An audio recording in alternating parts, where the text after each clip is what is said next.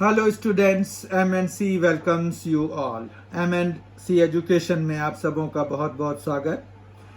Today we are going to do chapter 5। Actually it is first video session of chapter 5 of class 11th complex numbers and quadratic equations. तो हमें थोड़ा introduction चाहिए होगा उसके लिए। तो फॉर इंट्रोडक्शन ये है कि हमने अर्लियर क्लासेस में जो क्वाड्रेटिक इक्वेशंस को सॉल्व करने के लिए कुछ मेथड्स लगाए। हमारे पास जो है क्वाड्रेटिक इक्वेशंस में रूट्स को डिटरमाइन करने के लिए हम डिस्क्रिमिनेंट निकालते थे। डिस्क्रिमिनेंट वो होता था जिसको कि हम डी से रिप्रेजेंट करते हैं, और वो डी जो है वो होता था b² माइनस 4ac, राइट ना। फिर हमारे पास यहाँ पर कंडीशंस होते थे कि d जो है ग्रेटर देन 0 हो सकता था। तो जब d हमारा ग्रेटर देन 0 होता था तो रियल एंड अनइक्वल रूट्स होते थे, ठीक है, याद होगा आपको।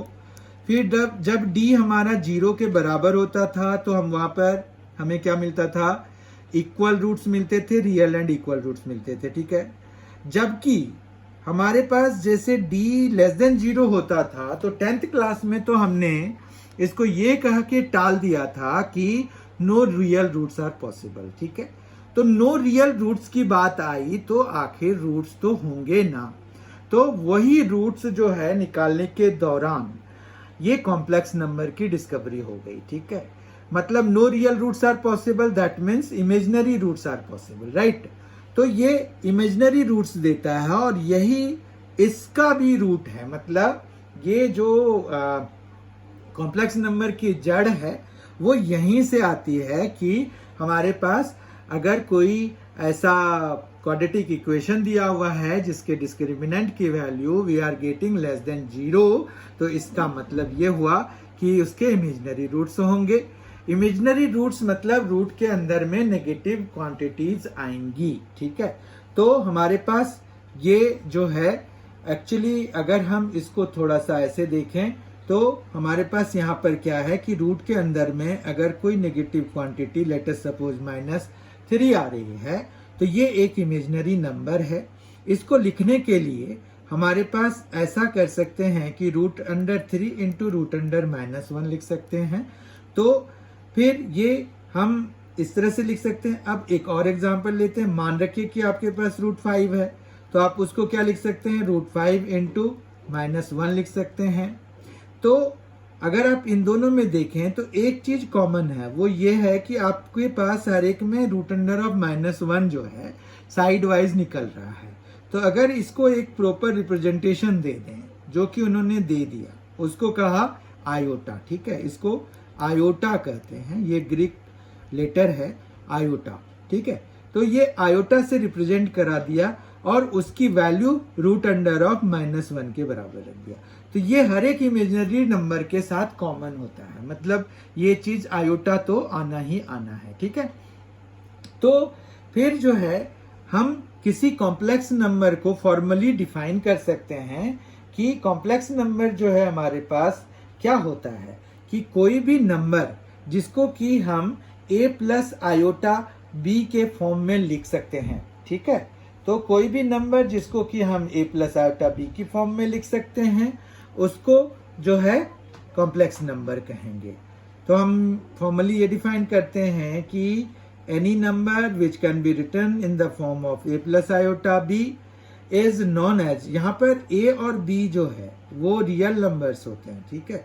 तो रियल नंबर्स हैं ये a+ आयोटा b में a और b दोनों रियल नंबर्स हैं। और यहाँ पर आयोटा से जो है ये पता चलता है कि इसमें इमेजिनरी चीजें भी इन्वॉल्व हैं। ऐसे a और b हमारा रियल नंबर होगा। जैसे 4 + 3 आयोटा आपका एक कॉम्प्लेक्स नंबर है, 3 - 2 आयोटा एक कॉम्प्लेक्स नंबर है, -7 + 11 आयोटा भी एक कॉम्प्लेक्स नंबर है। तो इस तरह से कॉम्प्लेक्स नंबर में अगर हम आयोटा नोटेशन नहीं यूज करेंगे तो हमारा कॉम्प्लेक्स नंबर जैसे ये वाली चीज है, ये वाला नंबर है, तो ये हमारा इस तरह का दिखाई देगा, ठीक है। ये है ओके। फिर हमारे पास एक और चीज है कि जैसे हमने इसको लिख दिया √3 और √-1, तो ये जो है इसके लिए ये है कि अगर आपके पास root under of a b है तो उसको आप root under of a into root under of b तभी लिख सकते हैं जब at least one of them is greater than 0। मतलब ये तभी वैलिड होगा जैसे a ग्रेटर देन 0 हो, b ग्रेटर देन 0 हो, दोनों ग्रेटर देन 0 हो तब वैलिड होगा। a लेस देन 0 है तो b को ग्रेटर देन 0 होना पड़ेगा, या फिर a अगर ग्रेटर देन 0 है तो b लेस देन 0 हो सकता है। पर कौन सा केस बचा रह गया? जब दोनों ही नेगेटिव होंगे तब ये इनवैलिड हो जाएगा। समझ गए बात को? तो आपको at least one of them must be greater than 0, ये भी आपको ध्यान में रखना पड़ेगा क्योंकि ये इस चीज के लिए जरूरी है। समझ में आ गई बात? ओके, तो यहाँ पर अभी हमने ये डिफाइन कर लिया कि कोई भी जो नंबर है अगर हम a प्लस आयोटा b की फॉर्म में लिख पा रहे हैं जहां पर कि a b रियल नंबर्स हैं तो वो क्या है? वो कॉम्प्लेक्स नंबर है। ठीक है, तो ये कॉम्प्लेक्स नंबर हो गया।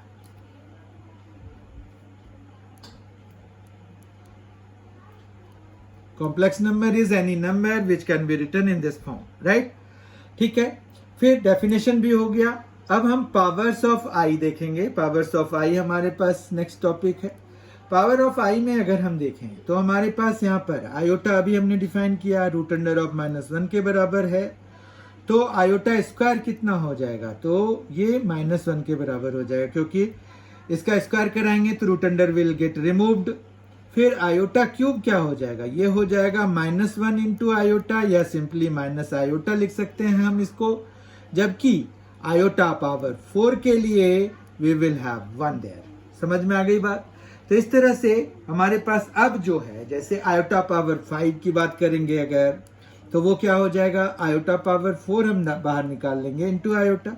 अब आयोटा पावर 4 तो 1 होता है, तो इसकी वैल्यू कितनी आ जाएगी? आयोटा हो जाएगी। समझ रहे हैं बात को?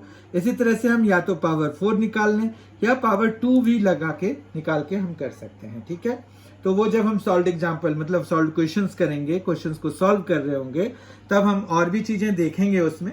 अब हम नेक्स्ट टॉपिक पे आते हैं कि ये square roots of negative real number. तो वही है, square root of negative real number ही तो आयोटा हो गया। हमने अभी यहाँ पर -√3 को डिफाइन किया तो ये आ गया हमारा। तो ये square root of negative real number ही तो है। -3 इज अ रियल नंबर और उसका स्क्वायर रूट, तो हाउ वी राइट इट? तो ये यही हो गया ना कि आप इसको √3 आयोटा लिख सकते हैं, जबकि इसको √5 आयोटा लिख सकते हैं।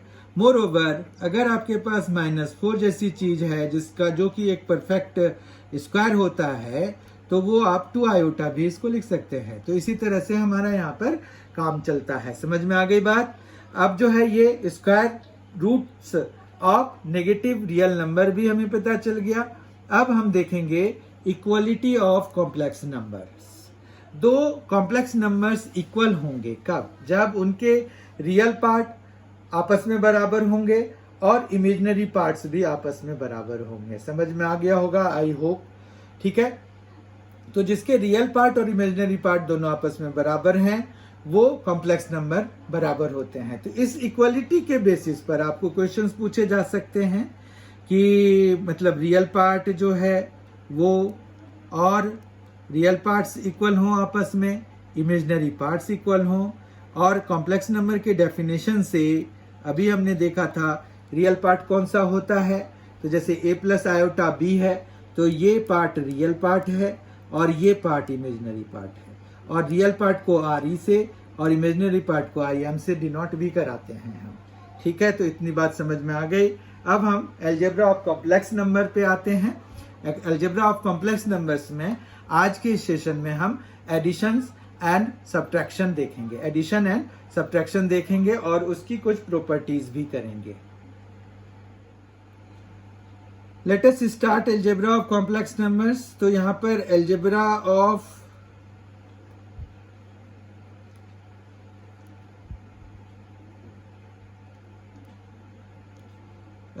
कॉम्प्लेक्स नंबर में जो है आज हम देखेंगे एडिशन एंड सब्ट्रैक्शन। तो दो कॉम्प्लेक्स नंबर्स को हम कैसे ऐड करते हैं उसके लिए लेट Z1 एक एग्जाम्पल ले लेते हैं A1 plus iota B1 and दूसरा हम ले लेते हैं Z2 A2 plus iota B2। ठीक है, कोई प्रॉब्लम नहीं है।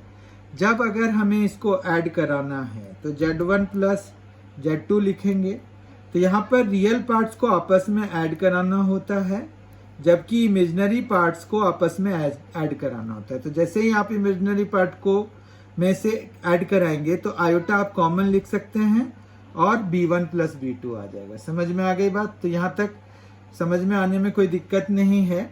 तो इसी तरह से हम addition of two complex numbers करते हैं। अब अगर हम इसकी प्रॉपर्टीज देखें तो हमारे पास इसकी properties of addition of complex numbers.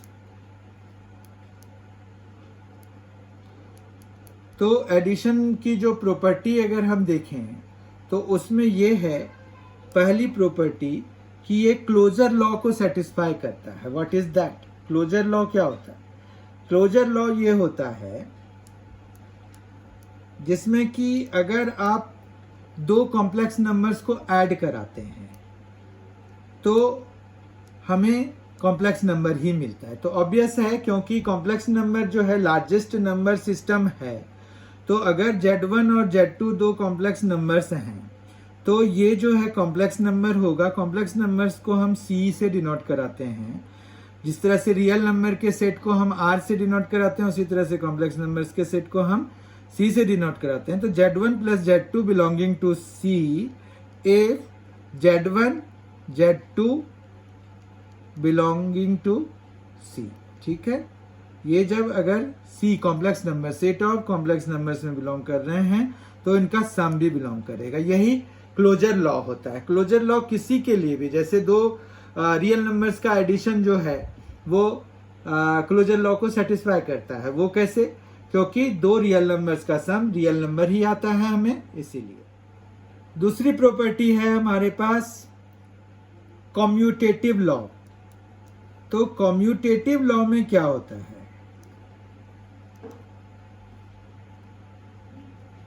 Commutative law में होता है Z1 plus Z2 is equal to Z2 plus Z1। मतलब ऑर्डर ऑफ जो हमारा ऐड करने का जो ऑर्डर है, ऑर्डर ऑफ एडिशन, वो हम चेंज करते हैं तो भी हमें सेम ही आंसर आता है। तो वो किसी भी दो कॉम्प्लेक्स नंबर के लिए हमारे पास ये सही बात है।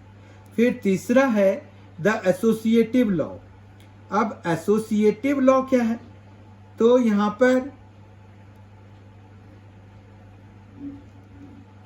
पर ऑर्डर ऑफ ऑपरेशन हमारे पास कितना मैटर करता है वो एसोसिएटिव लॉ बताता है।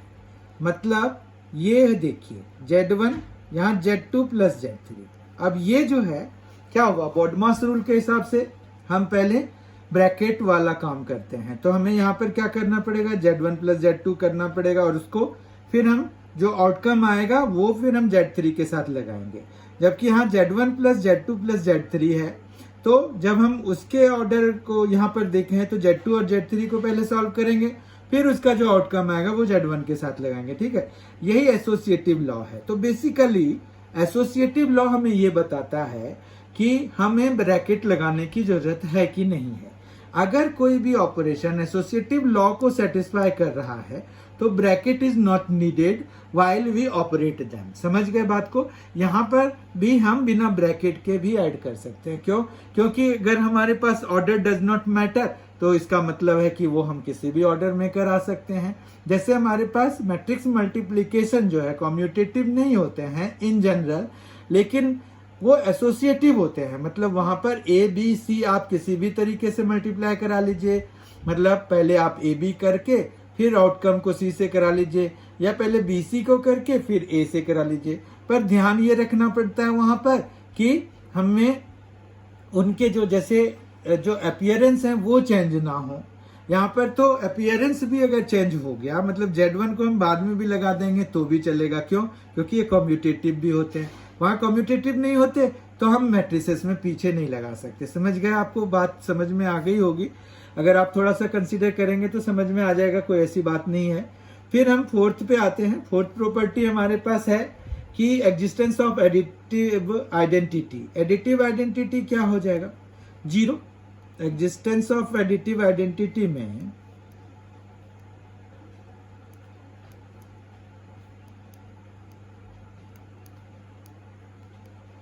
जीरो जो है वो एडिटिव आइडेंटिटी होगा। तो कोई भी कॉम्प्लेक्स नंबर है Z1 है मान रखिए, उसमें हम अगर जीरो राइट साइड से ऐड करा दें या लेफ्ट साइड से ऐड करा दें तो हमें Z1 ही मिलेगा, मतलब Z1 will not get affected, तो ये एडिटिव आइडेंटिटी हो जाएगी, ठीक है। जबकि अगर यहां पर इनवर्स की बात करें, the existence of additive inverse भी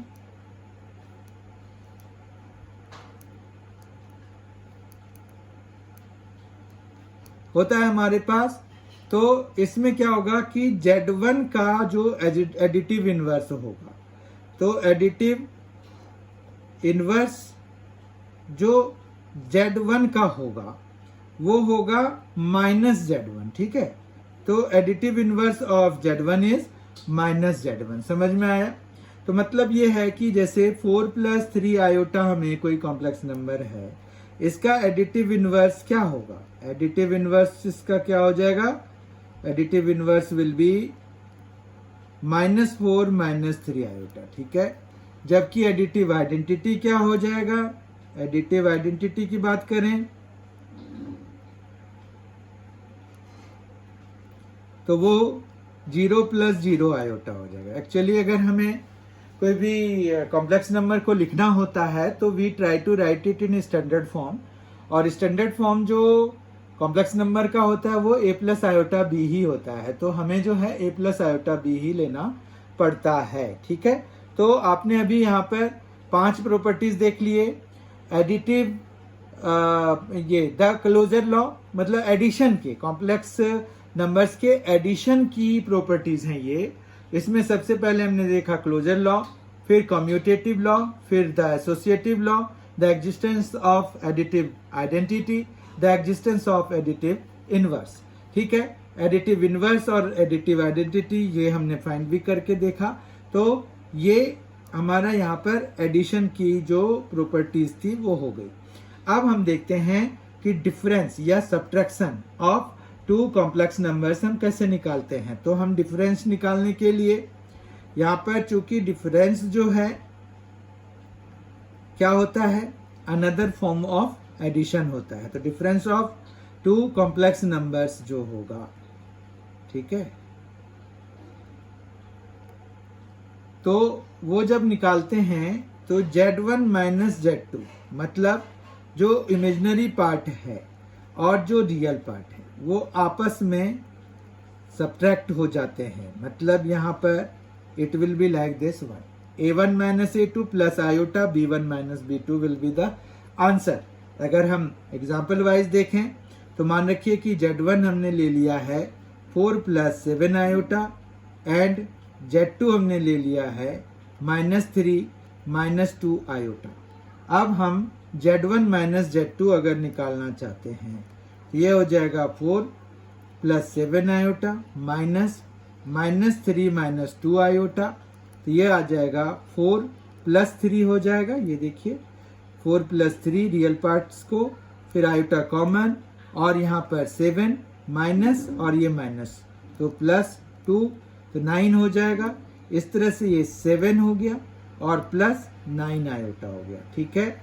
तो आपको समझ में आ गया होगा कि ये जो सब्ट्रैक्शन है 7 + 9 आयोटा आ जाएगा Z1 - Z2 का, और कैसे हम सब्ट्रैक्शन करते हैं ये भी पता चल गया होगा, ठीक है। तो इस तरह से आज के सेशन में हमने ये कवर कर लिए। हमने देखा कि कॉम्प्लेक्स नंबर क्या होता है, आयोटा नोटेशन क्या होता है, पावर ऑफ आयोटा क्या होता है, अगर square roots of negative real number हमें निकालना है तो हम कैसे निकालते हैं। फिर अलजेब्रा ऑफ कॉम्प्लेक्स नंबर्स में हमने 2 ऑपरेशंस देखे, एडिशन और सब्ट्रैक्शन, और एडिशन की हमने प्रॉपर्टीज देखी, ठीक है। अभी हम नेक्स्ट सेगमेंट में, इसी सेशन के नेक्स्ट सेगमेंट में कुछ क्वेश्चंस को सॉल्व करेंगे ताकि हमने जो अभी करा है वो सारा क्लियर हो जाए, पर अच्छी तरह से हमें आ जाए, कंसेप्ट क्लियर हो जाए। क्वेश्चन नंबर 1 है if 4x plus iota 3x minus y is equal to 3 plus iota minus 6 where x and y are real numbers then find the values of x and y। ये देखिए equality of complex number के basis पर ये question आया है, ठीक है। तो इसको अगर हम कंपेयर कराएं तो रियल पार्ट से कंपेयर्ड होंगे। तो यहां से हमें x इज इक्वल टू क्या मिल जाएगा, 3/4 मिल जाएगा, जबकि ये क्या आ जाएगा 3x minus y is equal to -6, ठीक है। तो ये आ जाएगा 3 into 3/4 minus y is equal to -6। और इस तरह से हमें जो है यहाँ minus y is equal to -6 minus 9/4 आ जाएगा, ठीक है। तो minus y is equal to ये आ गया -24 माइनस 9/4, इस तरह से ये -33/4 हो गया। तो y की वैल्यू 33/4 आ गया। तो हमने यहाँ पर x भी निकाल लिया और y भी निकाल लिया, ठीक है बात। तो हमारे पास यहाँ पर क्या क्या आ गया, x इज इक्वल टू 3/4 और y इज इक्वल टू 33/4। तो therefore x is equal to 3/4 and y is equal to 33/4। ये हमारा आंसर हो गया।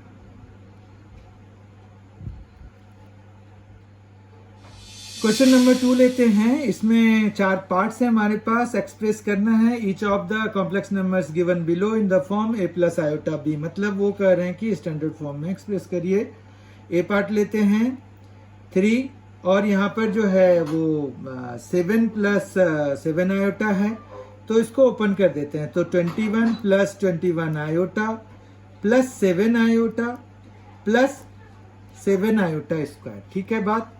तो यहाँ पर 7 आयोटा स्क्वायर इज -7, तो 21 माइनस 7 करा देंगे, ठीक है। 21 माइनस 7 और ये 28 आयोटा आ जाएगा, ठीक है। तो ये कितना आ जाएगा, ये आ जाएगा 14 प्लस 28 आयोटा। कोई प्रॉब्लम नहीं है इसमें। तो यही हमारा आंसर हो गया ए पार्ट का। Let us take B part. 1 minus iota, बहुत सिंपल क्वेश्चंस हैं। Minus minus plus 1 -6 iota, iota वाले को एक साथ और इसको जो रियल पार्ट्स हैं ये आपस में, तो ये 2 हो जाएगा। 2 माइनस 7 आयोटा, ठीक है। Let us move to the third part. It is 1 plus 5 plus 1/5 plus 2/5 iota -4 minus 5/2 iota, ठीक है। तो ये 1/5 माइनस 4, 1/5 माइनस 4 एक जगह, फिर प्लस आयोटा कॉमन और 2/5 साथ में -5/2, ठीक है। इतना समझ में आ गया। अब जो है इनको हमें सॉल्व करना पड़ेगा। 1/5 minus 4 is 1 minus 20/5 plus iota, इधर जो है एलसीएम में 10 आ जाएगा, ये 4 और ये -25, ये आ जाएगा -19/5 और -21/10 आयोटा हो जाएगा, ठीक है। इस तरह से सी पार्ट भी हमारा हो गया। और अब आ गया डी पार्ट। डी पार्ट है 1/3 प्लस 7 आयोटा/3 प्लस 4 प्लस आयोटा/3 माइनस माइनस प्लस 4/3 और माइनस आयोटा। समझ में आ गई बात। तो अब जो है आयोटा वाले को आपस में ऐड कराना होगा और रियल पार्ट को आपस में ऐड कराना होगा। तो 1/3 4/3, तो ये 5/3 हो गया प्लस 4, तो 5/3 प्लस 4 प्लस ये है रियल पार्ट्स तो हो गए, ये 7 आयोटा/3 आयोटा/3, तो 8 आयोटा/3 8 आयोटा/3 माइनस आयोटा, ठीक है। तो अब जो है हम इनको सॉल्व कर देते हैं। तो 5 प्लस 4 3 = 12, तो 17 हो गया। 17/3 प्लस यहाँ 8 आयोटा माइनस 3 आयोटा, तो 5 आयोटा/3। समझ में आ गई बात। तो ये हमारा आंसर हो गया डी पार्ट के लिए। इस तरह से हमने चारों पार्ट्स क्वेश्चन नंबर 2 के भी कर लिए और हमने जो कंसेप्ट्स देखे थे तो वो प्लस माइनस के ही थे, एडिशन सब्ट्रैक्शन के थे, तो वो भी कवर हो गया। बहुत अच्छे से आपको समझ में आ गया होगा।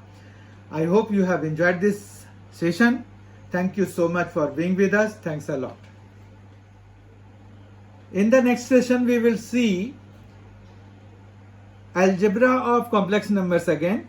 In that session, we will cover multiplication and division of complex numbers. So please be there. I request you kindly. Thank you.